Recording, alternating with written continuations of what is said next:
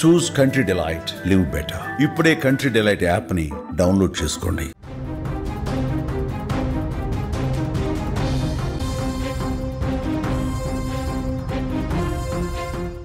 Chevella bus ప్రమాద బాధిత కుటుంబాలకు ఎమ్మెల్యే మనోహర్ రెడ్డి పరిహారం అందించారు.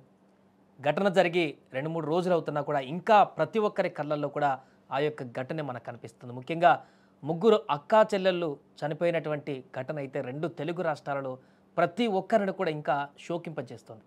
ఈ నేపథ్యంలో మృతి చెందినటువంటి ముగ్గురు కూతుళ్ళ కోల్పోయినటువంటి తండ్రి ఎల్లయ్య గౌడ్కు తాజాగా 21 లక్షల చెక్ను ఎమ్మెల్యే అందించారు. ప్రభుత్వం ప్రకటించిన మాదిరిగా ఇందులో ప్రాణాలు కోల్పోయినటువంటి వారందరూ కూడా 7 లక్షల ఎక్స్గ్రేషియా ప్రకటించారు. పోయిన ప్రాణాలను ఎలాగూ తిరిగి తీసుకురాలేం, కానీ వారికి ఎంతో కొంత ఆర్థిక భరోసానిచ్చి వారికి కొంత బలాన్ని చేకూర్చేటువంటి విధంగా ప్రభుత్వం ఇచ్చినటువంటి ఎక్స్గ్రేషియాని స్థానిక ఎమ్మెల్యే అక్కడ అందించారు. ఈ సందర్భంగా అక్కడ తండ్రి తన ముగ్గురు కూతులు పంపిన జీతమా ఇది అంటూ కన్నీరు పెట్టుకున్నటువంటి ఘటన మరొకసారి అందరినీ కలిచివేస్తుంది. కన్నీరు మున్నీరుగా విలపించాడు ఆ తండ్రి. తన కూతుళ్ళు బతికుంటే బాగుండేదని, తన రెండవ కూతురు ఉద్యోగం చేస్తే నెలకు 60,000 కూడా సంపాదించేదంటూ కూడా తీవ్రంగా రోధించాడు. తన ముగ్గురు కూతుళ్ళు బ్రతికుంటే అసలు నెల నెల నాకు ఎంత జీతం వచ్చేదో కూడా అంటూ ఆవేదన వ్యక్తం చేశాడు. సో ప్రస్తుతం ఎక్స్గ్రేషియా ఇవ్వడానికి అక్కడికి వచ్చినటువంటి ఎమ్మెల్యే కళ్ళలో నుంచి కూడా నీళ్ళు వచ్చినటువంటి పరిస్థితి.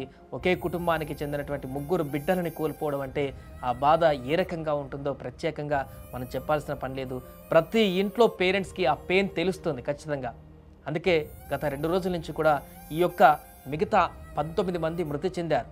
మిగతా అన్ని కుటుంబాల కంటే కూడా ఈ యొక్క కుటుంబానికి సంబంధించిన వార్తనే ఎందుకు అంత గుండెను తొలిచివేస్తుందంటే, ముగ్గురు బిడ్డలని ఒకేసారి కన్నతల్లి కోల్పోవడం అంటే అది ఏ గుండె కూడా తట్టుకోలేనటువంటి పరిస్థితి ఉంటుంది. అంత బాధ, ఆవేదన, ఆ యొక్క ఉపద్రవం, ఎంత రోదనలు ఉంటే కూడా లోపడినటువంటి గుండె ముక్కలయ్యేటువంటి పరిస్థితి ఉంటుంది. కాబట్టి ఈ యొక్క బాధ ప్రతి కుటుంబంలో ఉన్నటువంటి పేరెంట్స్ కూడా టచ్ అవుతుంది. వారికి కూడా తెలుస్తుంది ఆ పెయిన్ ఎంత తీవ్రంగా ఉంటుందో తెలుస్తుంది. అందుకనే ఈ యొక్క వార్త ఈ కుటుంబానికి సంబంధించి వారికి ధైర్యాన్ని అందించాలి.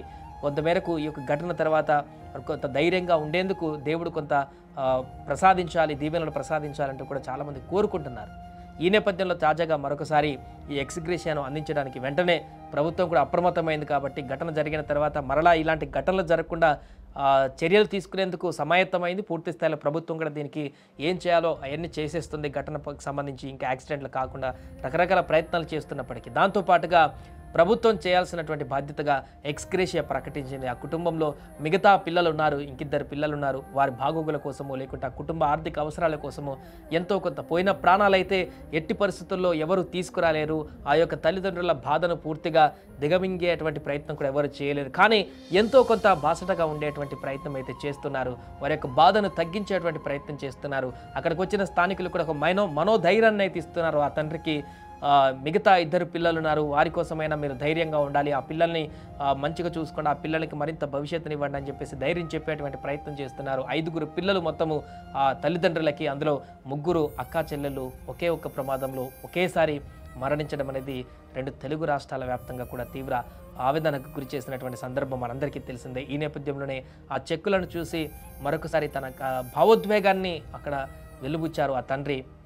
నా బిడ్డ జీతం పంపించింది, ఎందుకంటే వారి రెండో పాప ఏదో కొద్ది రోజుల్లోనే ఒక మంచి జాబ్ కూడా వచ్చేదంటూ కూడా చెప్తున్నారు. నెలకు ఒక 60,000 మినిమం శాలరీతో ఒక ఉద్యోగంలో కూడా చేరేదంట. అతను బతికుంటే ఈ పాటికి ఇంకొక 6 నెలల్లో ఒక ఉద్యోగంలోకి చేరి ఉండేది.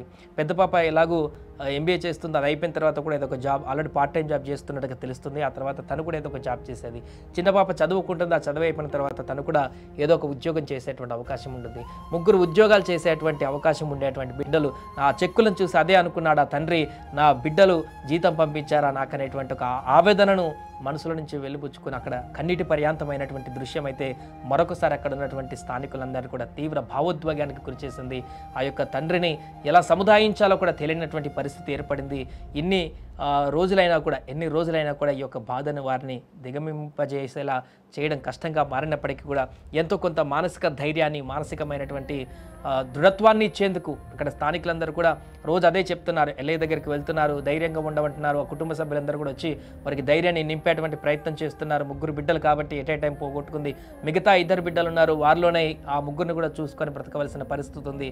వారినే ఇక సర్వస్వమాన్ని బ్రతకాల్సిన పరిస్థితి ఉంటుంది. కాబట్టి సో వారికి చాలా బాధ ఉంటుంది, అది వర్ణించలేనటువంటి విధంగా ఉంటుంది. బట్ వారికి మానసిక ధైర్యాన్ని, శక్తిని ప్రసాదించాలని కూడా దేవుణ్ణి కోరుకుంటున్నారు. తాజాగా ఎమ్మెల్యే చెక్కులు ఇవ్వడానికి వెళ్ళినటువంటి సందర్భంలో ఏర్పడినటువంటి దృశ్యాలు మరొకసారి కన్నీరు పెట్టిస్తున్నాయి.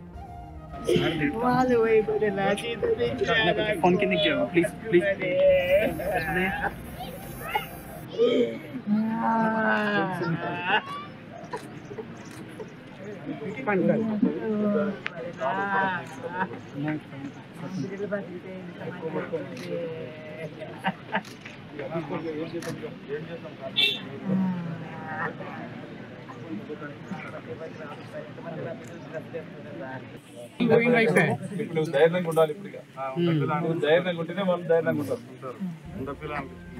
ఉన్నోళ్ళనే గట్టిగా ఉండాలి. మనం ఏం చేస్తే ఇప్పుడు వాళ్ళని తీసుకురాలి. పోయిన